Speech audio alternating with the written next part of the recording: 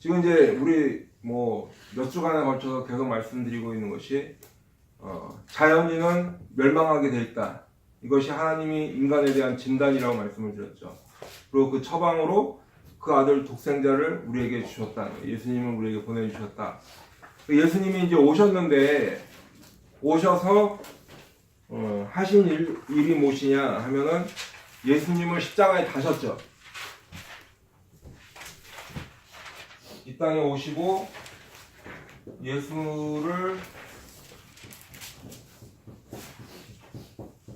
십자가에 다심.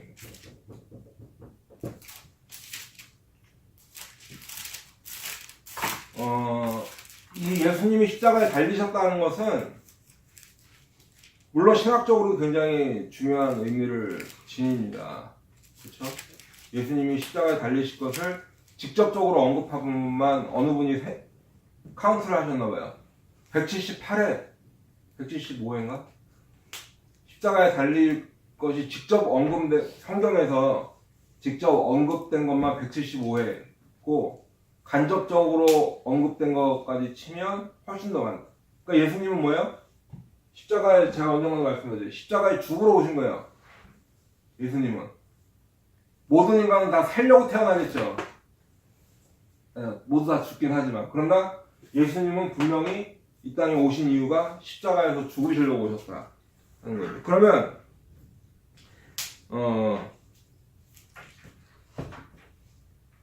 왜 하나님은 예수님을 십자가에서 죽도록 하셨나? 그 이유가 있을 거죠. 이유가. 우리가 두 가지로 우리가 볼 수 있어요. 첫 번째는 하나님의 의를 만족시키기 위해서.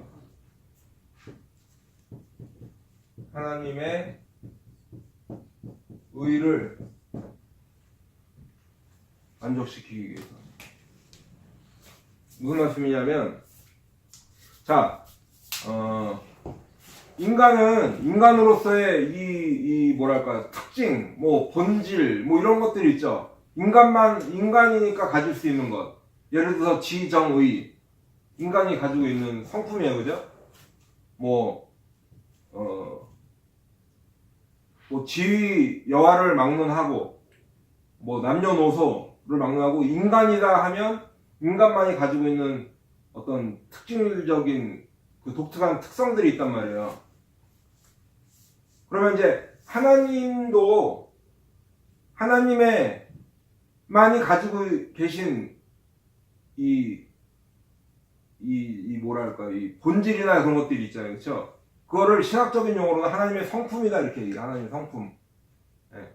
하나님의 성품이다 얘기하는데, 물론 하나님의 성품만 해도 한두 시간에 끝날 것도 아니고, 그 다음에 뭐 몇 주를 해도 우리가 다 뭐 시간이 부족할 정도고, 제가 지난주도 말씀드렸는데, 하나님의 본질은 우리가 다 알 수 없다는 게 본질이다 이렇게 말씀을 드렸죠. 한마디로 말씀드리면, 그러니까 하나님은 굉장히 크세요. 우리가 상상할 수 있는 것 이상으로 크세요. 여러분이 가장 크게 생각할 수 있는 그 큰 것보다 하나님은 더 크세요. 네. 그러니까 하여튼 하나님은 그렇게 크신데, 우리가 지금 여기서 하나님의 성품을 다 얘기할 수는 없지만, 그래도 가장 특징적인 하나님의 성품이 두 가지가 있는데, 첫 번째가 하나님은 사랑이시다. 사랑이시다. 하나님은 사랑이시다. 네. 하나님은 사랑이시기 때문에 자비와 긍휼이 많으시겠죠. 자비와 긍휼하시다. 긍휼. 좀 어려운 얘기긴 한데, 네. 하나님은 사랑이시기 때문에, 하나님은 사랑이시기 때문에 자비와 긍휼이 있으시다. 그러니까 우리를 지옥에 보내실 수 없는, 우리와 하나님이 계신 천국에서 영원히 거하기를 원하시는 거예요. 그리고 용서하시길 원하세요. 용서. 그렇죠? 네. 동시에 하나님의 성품은 거룩하시다. 하나님의 가장 두드러진 성품 중에 두 가지를 들으라 그러면 하나님은 사랑이시고 하나님은 거룩하시다는 거예요. 거룩하시기 때문에 하나님은 공의로우세요. 죄를 싫어하신다는 거예요.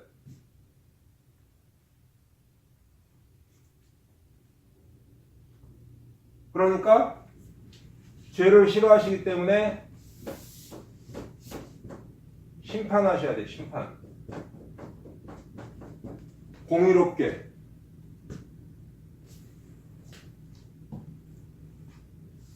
그렇죠? 이게 하나님의 성품이에요. 그러니까 죄가 있는 사람은 어떻게 해요? 하나님은 벌하실 수밖에 없어요. 제가 언제나도 말씀드렸지만 이 두 가지를 다 말해야 복음이라고 말씀드렸죠. 하나만 얘기하는 거는 복음이 될 수가 없어요. 하나님은 사랑이시기 때문에 지옥 보내시지 않는다. 거기서 끝나면 안 된다는 거예요. 그렇죠? 네. 하나님은 거룩하시기 때문에 공의로우시고 죄를 미워하시기 때문에 반드시 심판하신다. 거기까지 가야 된다는 거예요.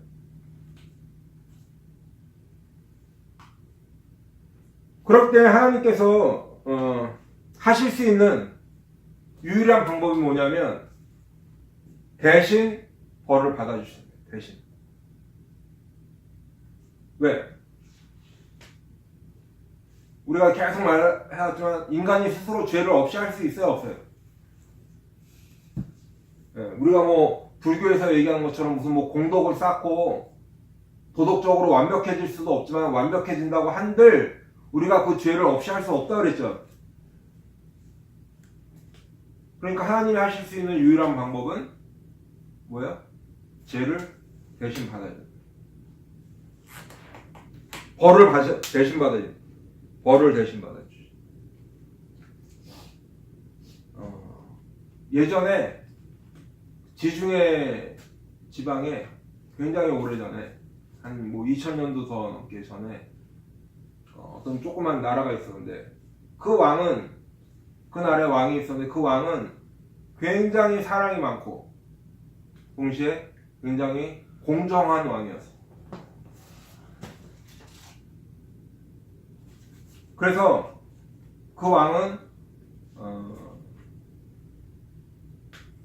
자신과 좀 가깝다고 이렇게 좀 봐주고 자기랑 좀 친하지 않다고 이렇게 뭐 잣대를 엄격하게 들여대고 이런 게 아니라 아주 누가 찾아와도 그 굉장히 공정하게 이렇게 판결을 내리고 그러는 왕이에요. 동시에 또 사랑도 많고. 근데 그 나라의 법이 어떤 죄를 짓게 되면 태형. 우리 그 지지난주에가 그 패션 오브 크라이스트 봤죠? 그때 그 예수님을 채찍을 때릴 때 보면 그냥 채찍이 아니라 막 무슨 쇠구슬 같은 거 달려있잖아요. 그 채찍에 맞으면 그게 살점을 뜯어내잖아요. 그런 매를 40대를 때리는 게 이제 그 벌이에요.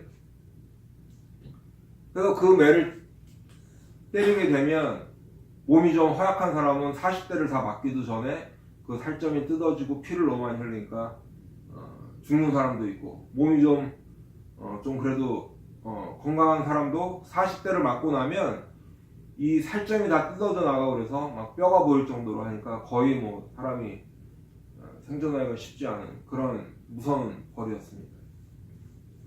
그런데 어느 날 그 왕의 어머니가 그 죄를 지은 것이 발견이 됐어요. 그래서 백성들은 두 무리로 나눠지게 됩니다. 우리 왕은 사랑이 많은 왕이기 때문에 그래도 어머니는 용서해 주실 것이다. 다른 쪽에 있는 사람들은 아니다. 우리 왕은 공의롭고 공평한 왕이기 때문에 어머니라고 하더라도 그 벌을 내릴 것이다. 드디어 재판 날이 다가왔습니다. 백성들이 큰 관심을 가지고 다 모여들었어요. 왕이 과연 어떤 판결을 내릴 것인가. 그랬더니 어머니는 피고인석에 앉아있고 왕은 재판석에 앉아있습니다. 이제 그 어머니의 죄가, 지은 죄가 다 낱낱이 드러나고 이제 왕이 판결을 할 시간이 왔습니다.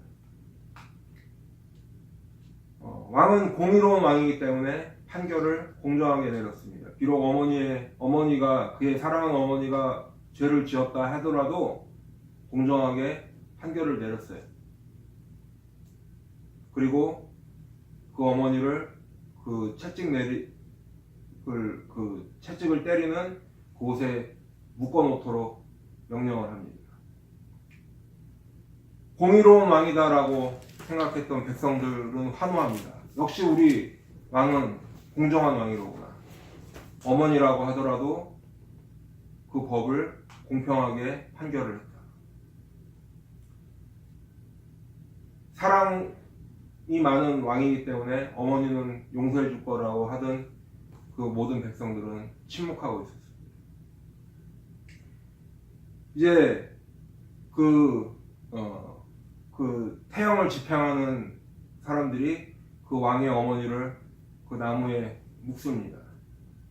근데 그때 왕이 재판석에서 일어나더니 그 계단을 내려가서 자신의 윗 저고리를 하나씩 벗습니다. 그리고 이제 위에가 알몸이 되었고 그 형틀에 묶인 어머니를 뒤에 가서 꽉 안습니다. 그리고 왕이 명령합니다. 이 죄인을 치라. 그때 그 매를 맞는, 벌을 받는 사람은 누가 맞을까요? 이와 똑같이 하나님은 사랑이시기 때문에 우리를 용서하시길 원하고 우리에게 긍휼과 자비를 베풀어 주시길 원하지만 동시에 하나님은 거룩하시고 공의로우신 분이기 때문에 죄를 미워하지 않을 수 없고 우리를 하지 않으면 안 된다는 거예요. 그리고 하나님이 택하신 방법이 우리를 대신해서 그 벌을 받아주시기로 했다.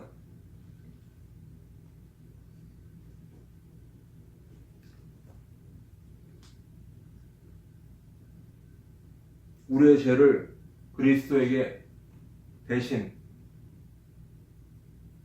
그리스도가 대신 받으시도록 그렇게 했습니다. 신학적인 용어로는 이것을 대속이라고 해요. 대속 또는 구속 많이 들어보셨죠? 그리고 그 우리의 죄를 예수님에게 전가시키셨습니다.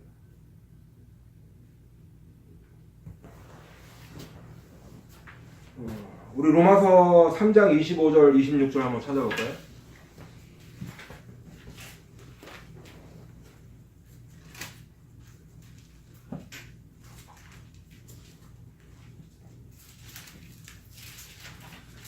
로마서 3장 25절 26절.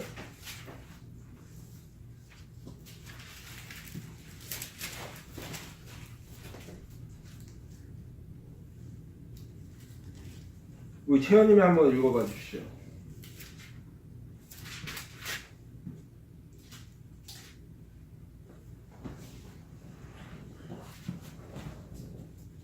로마서 3장 25절 26절.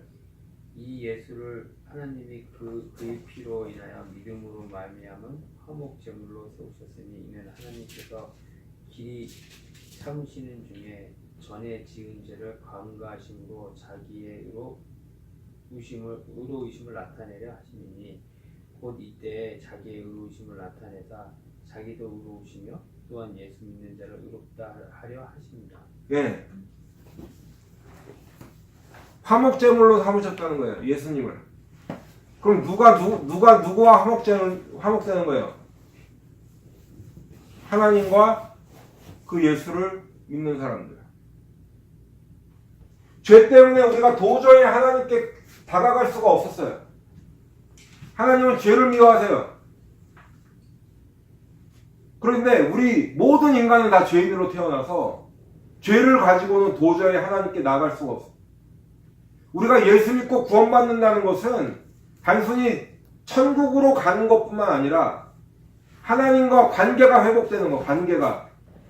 하나님과 원수로 지낼 것이냐, 아니면 하나님을 아버지라고 부르고 하나님이 우리 하나님 되시고 우리는 그분의 백성이 될 것이냐, 이 관계. 그거를 예수님이 화목제물로 십자가에서 죽으심으로 말미암아서 우리가 그 예수님의 보혈을 의지해서 하나님과 화목되었다는 거예요. 화목.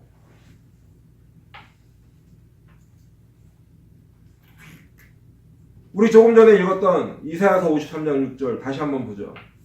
우리는 다 양 같아서 그릇 행하여 각기 제 길로 갈거늘 여호와께서는 우리 모두의 죄악을 그에게 담당시키셨도다.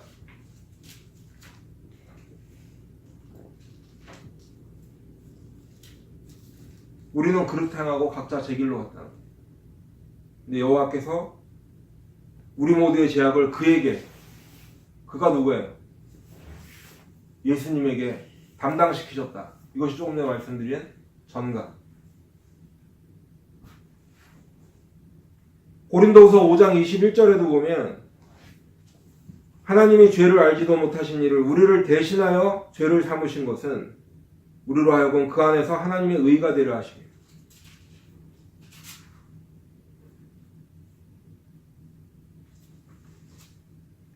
우리 여러분들 출애굽기를 다 기억하실 거예요.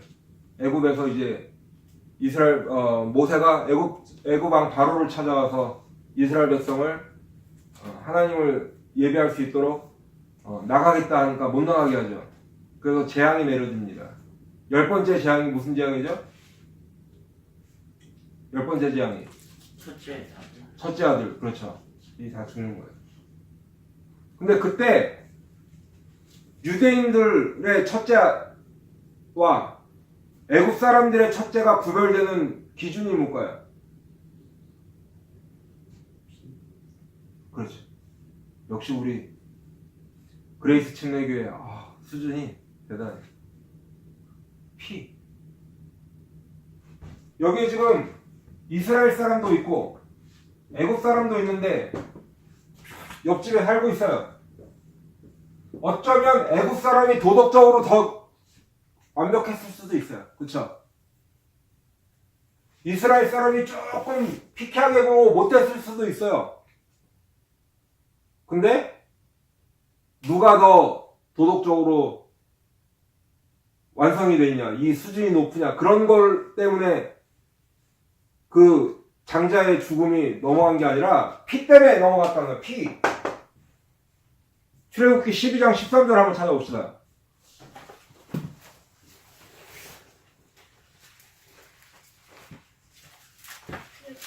출애굽기 12장 13절. 빨리 찾으신 분이 한번 읽어주세요. 그가 애굽 땅에 있을 때 그 피가 너희 사는 집에 있어. 그래, 그 피가 너희 사는 집에 있어 그랬죠? 계속. 있어서 너희를 위하여 표적이 될지라.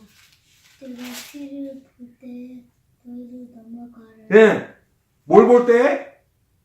피를 볼 때, 피를 볼 때.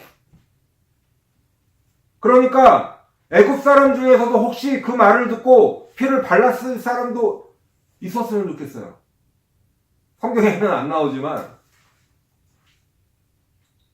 그러면 그 사람은 비록 애굽 사람이라도 그 재앙을 넘어가는 거예요. 왜? 피를 볼 때, 피를 볼 때. 네? 여러분, 우리가 구원받는 것은 저나 여러분이 착해서 구원받는 게 아니에요. 저나 여러분이 봉사를 많이 해서 구원받는 게 아니에요. 저나 여러분이 뭔가 기부를 많이 하고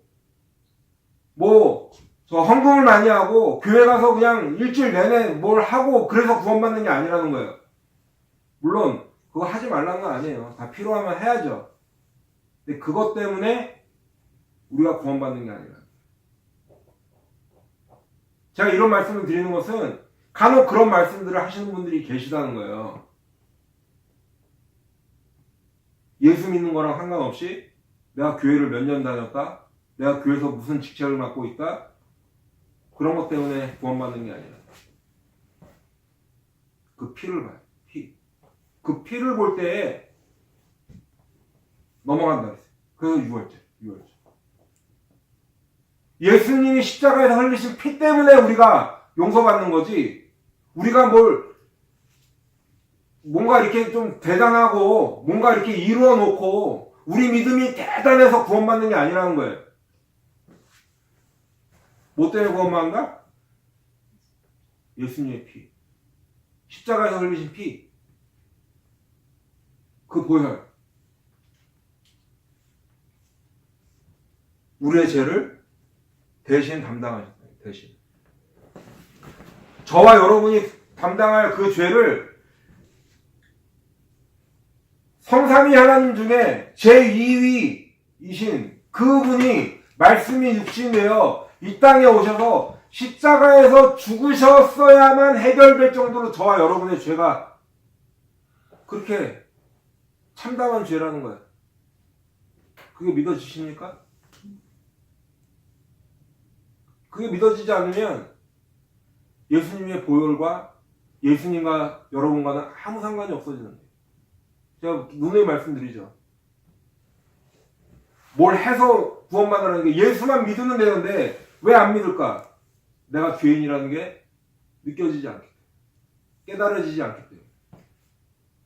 그러니까 하나님의 처방도 필요 없는 거예요. 저와 여러분의 죄를 대신 지셨다. 우리가 담당했어야 할 그 저주를 예수님이 대신 지셨다.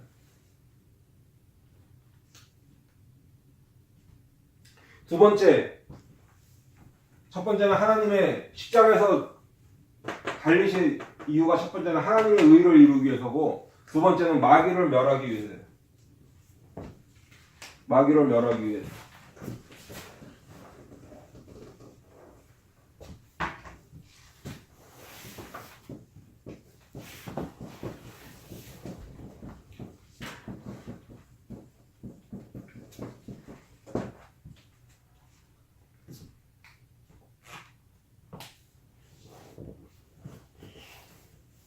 요한일서 3장 8절에 보면 3장 8절이죠. 요한일서 3장 8절에 보면 한번 다 찾아봅시다. 요한일서 3장 8절.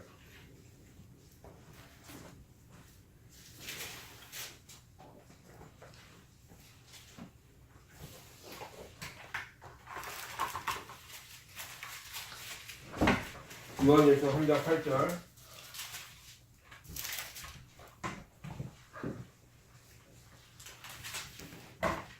자, 누구 찾으신 분이 한번 읽어주세요.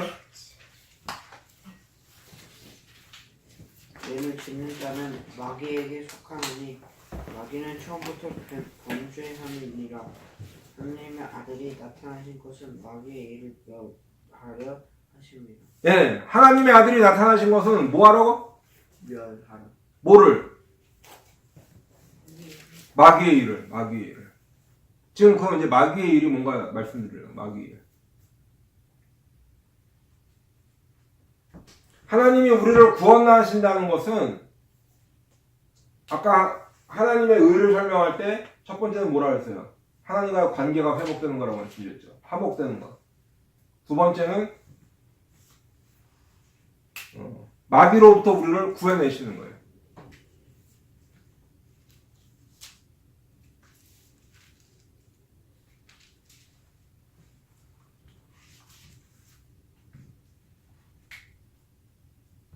그럼 마귀로부터 어떤 거를 구해내시냐? 바로 사망 권세.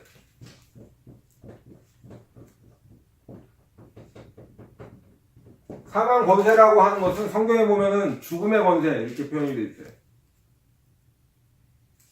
예.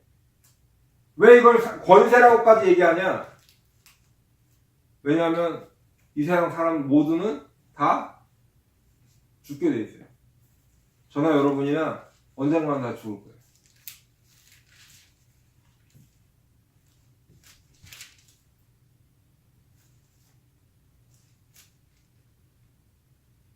그러니까 하나님이 우리를 구원하신다는 의미는 우리를 마귀의 손에서 구원하신다는 건데,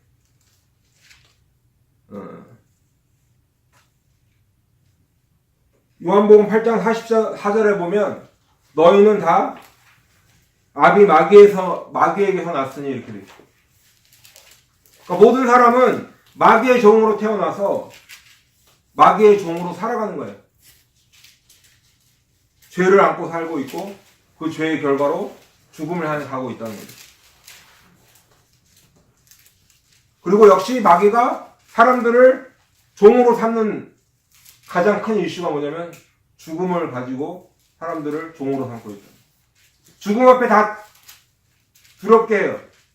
죽음 앞에 다 떨게 해요. 그래서 그 죽음을 면하기 위해서 사람들은 어떤 방법을 찾아요?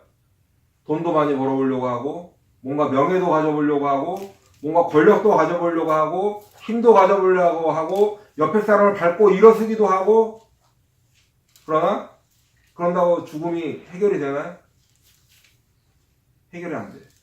근데 마귀는 계속 사람들을 속이고 있는 거예요. 그렇게 하면 죽음의 문제가 해결될 것이다. 그리고 아예 어떻게 돼요? 죽음도 생각하지 못하게 하세요. 마치 영원히 안 죽을 사람들처럼 살게 한단 말이에요.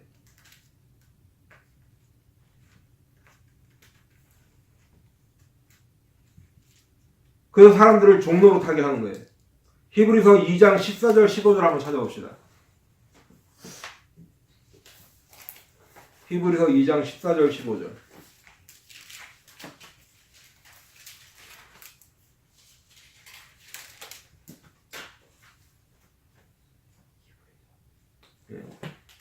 우리 양수영 장님 한번 읽어봐 주세요. 히브리서 2장 14, 15. 자녀들은 혈육에 함께 속하였으니 그도 또한 한 모양으로 혈육에 함께 속하심은 사망으로 말미암아 사망의 세력을 잡은 자 곧 마귀를 없이 하시며 또 죽기를 무서워함으로 일생에 매여 종노릇하는 모든 자들을 도와주려 하십니다. 예. 죽음을 통해서 그 죽음의 세력을 누가 잡고 있다고 지금? 마귀. 그리고 그 마귀를 멸하신다는 거예요.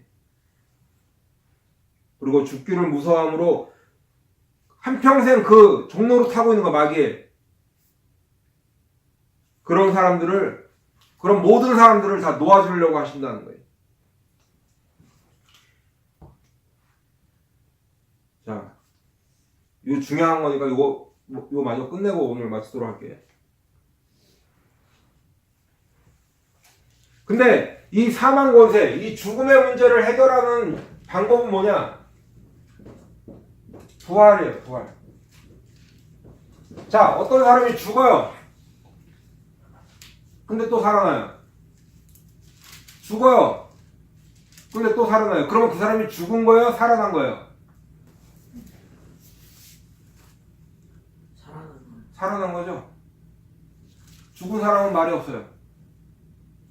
죽어서 관에 들어가서 매장되면 다시 열고 나온 사람이 없다는 거예요. 그럼 뭐야? 우리가 죽었다라고 표현하죠. 근데 그 사람이 다시 일어나요. 그런 사람 본 적 있어요? 역사상 딱 한 분이에요. 누구예요? 예수님이? 그러니까 마귀의 이 사망 권세를 깨트리는 유일한 방법은 부활이에요, 부활. 다시 살아나시면 돼요. 고린도전서 15장 55절에 보니까 사망아 너의 승리가 어디 있느냐? 사망아 내가 쏘는 것이 어디 있느냐? 고린도서 15장을 통해서 사도 바울이 부활에 대해서 아주 길게 열변을 토한 다음에 마지막으로 얘기하는 거예요. 끝에 가서 15장 마지막에 가서 사망아 너의 승리가 어디 있느냐? 사망이 승리하지 못한다는 부활 앞에서는. 근데 그러면 누가 부활할 수 있는가? 누가 부활할 수 있는가? 죄 없는 사람만이 할 수 있어요. 근데 죄 없는 사람이 누구예요? 예, 예수님. 하나님만이 죄가 없어요. 히브리서 4장 3절, 히브리서 4장 15절에 보니까 우리에게 있는 대제사장은 우리의 연약함을 동정하지 못하실 리가 아니요 모든 일에 우리와 똑같이 시험을 받으신 이로되 죄는 없으시니라.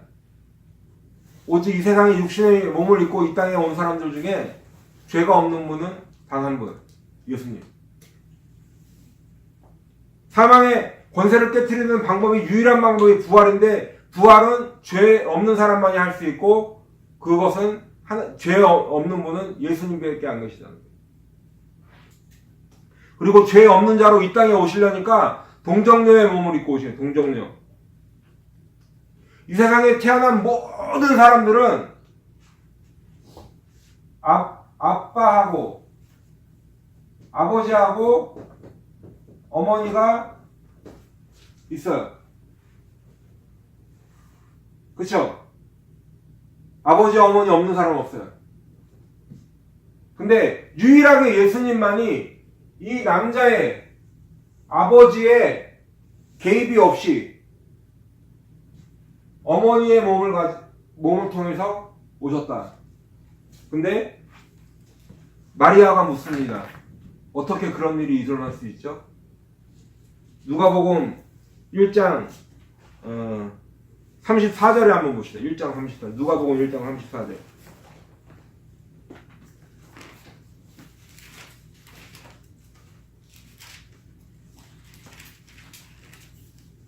누가복음 1장 34절에 보면 마리아가 천사에게 말하되 나는 남자를 알지 못하니 어찌 이 일이 있으리까?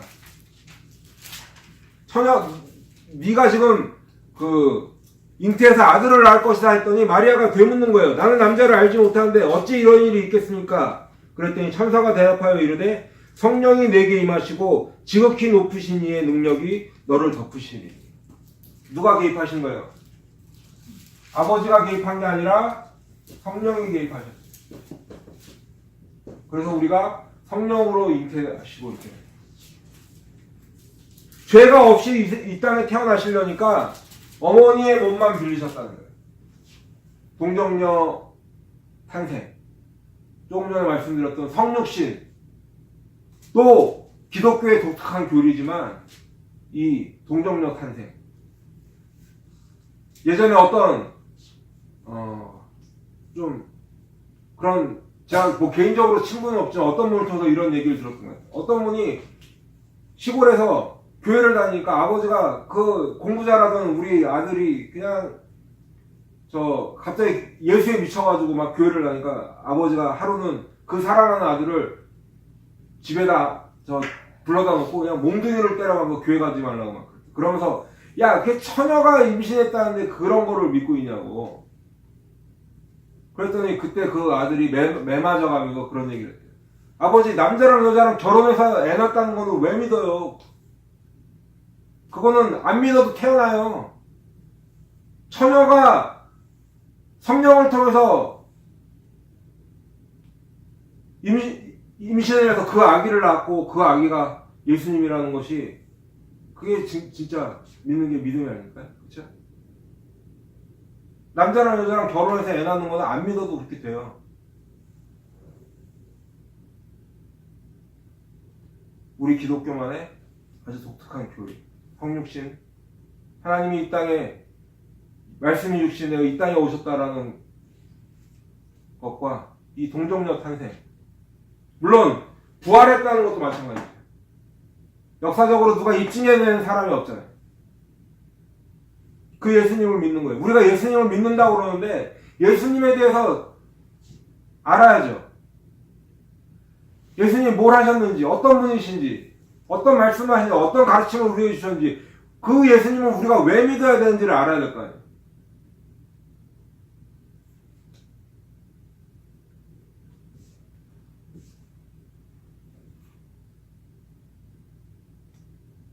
그리고 주님께서는 부활하시기 위해서 먼저 뭘 하셔야 돼요? 다시 살아나시려면 뭐 하셔야 돼요? 죽으셔야 돼요.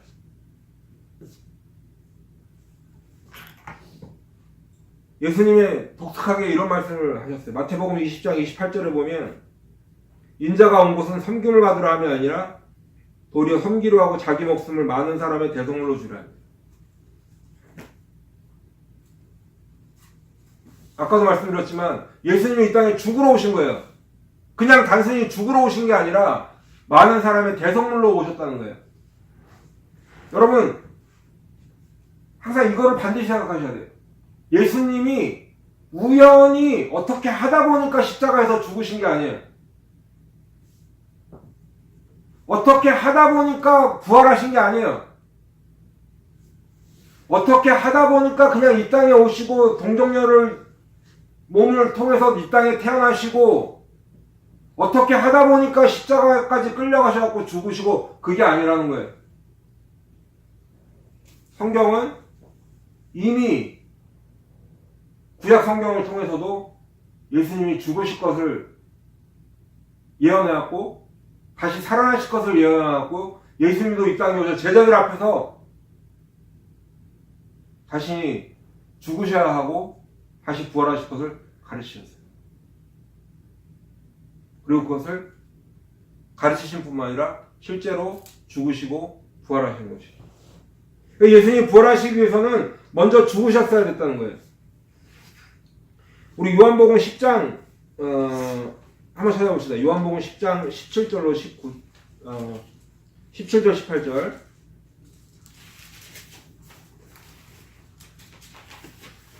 자, 우리 시간이 좀 많이 가는데 요거만 하고 끝낼게요. 요한복음 10장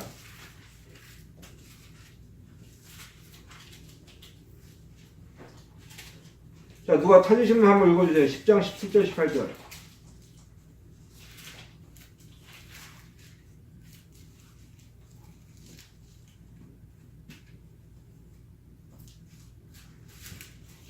내가 내 목숨을 버리는 것은 그것을 내가 다시 얻기 위함이니 이로 말미암아 아버지께서 나를 사랑하시는가. 이를 내게서 빼앗는 자가 있는 것이 아니라 내가 스스로 버리노라.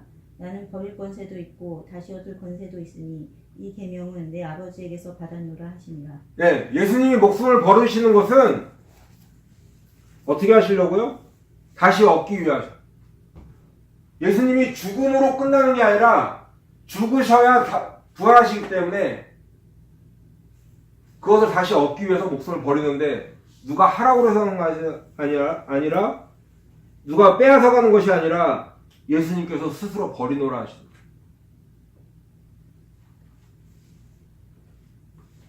자, 주님께서 부활하시기 위해서 먼저 죽으셔야 되는데 근데 죄가 없는 분이 죽을 수 있어요, 없어요? 죄의 결과로 사망이 들어왔기 때문에 죄가 없으신 예수님은 죽으실 수가 없어요. 근데 어떻게 십자가에 돌아가셨을까요? 바로 저와 여러분의 죄를 대신 짊어지시는 거예요. 대신.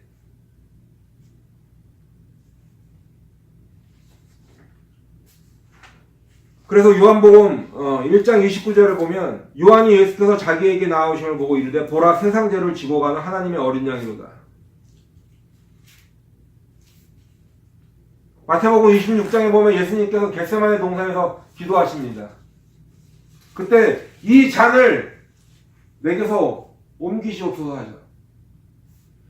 주님이 죄가 없으신 분이에요. 근데 그 죄를 짊어지셔서 죄를 가까이 하시기가 너무 고통스러우신 거예요.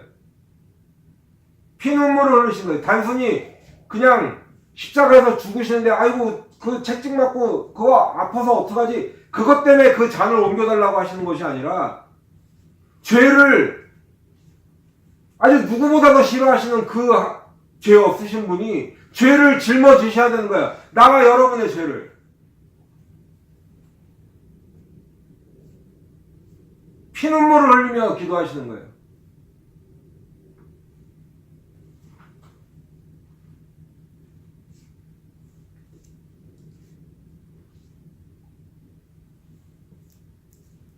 세상 죄를 지고 가는 하나님의 어린 양입니다. 근데 예수님은 죄가 없으시고 우리의 죄를 대신 짊어지셨기 때문에 죽음 속에서 우리의 죄를 벗어놓으실 수가 있어요.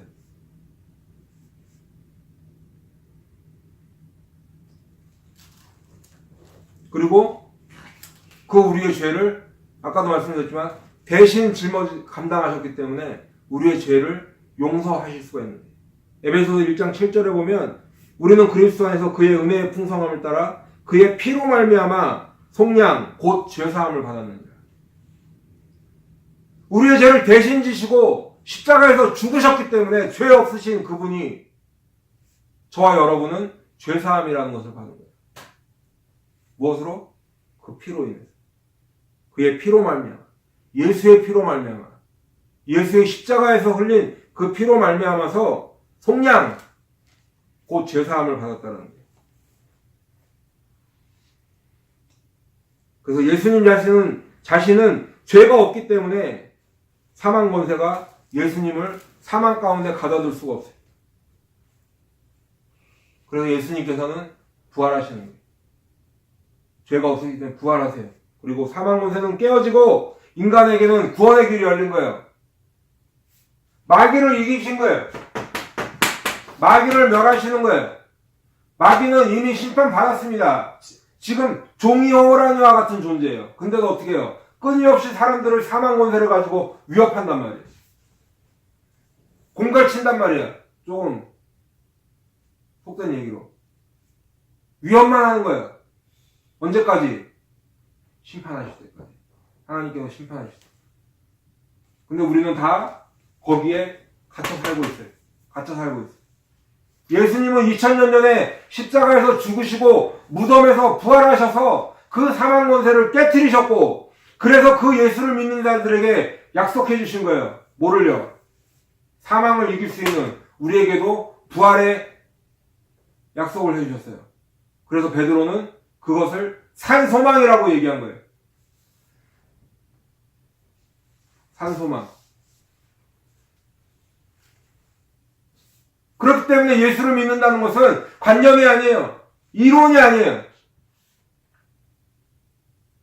머리로만 믿는 것이 아니에요. 예수를 믿는다는 것은 실제예요, 실제. 왜? 죽음은 여러분과 저에게 공통적으로 실제적으로 찾아오기 때문에.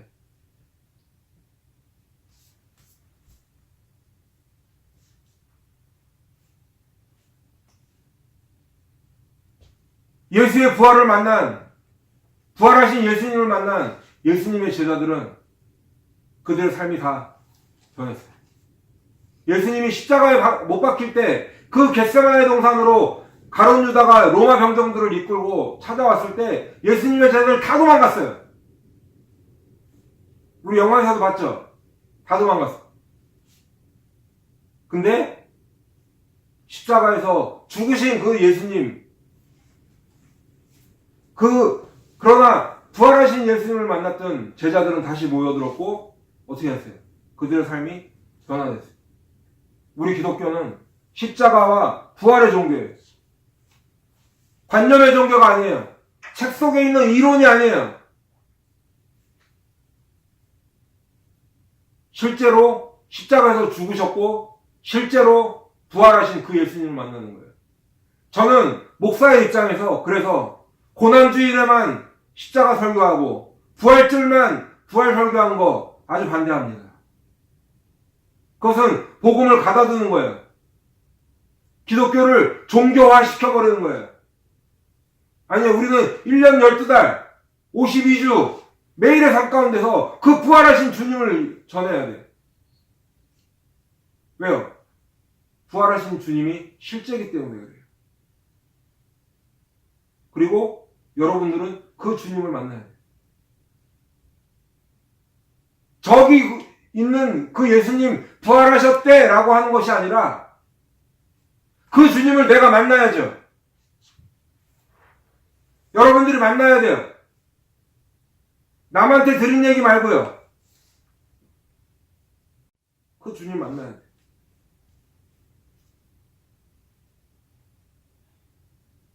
그 주님 만나야 돼요. 모든 사람들이 다 만나야 돼요. 교회에서 더 예수님의 십자가와 부활을 얘기해야 돼요. 예수를 믿는다는 것은 장난이 아니에요, 여러분. 예수를 믿는다는 것은 여러분의 영혼을 살리고 죽이는 아주 심각한 문제예요.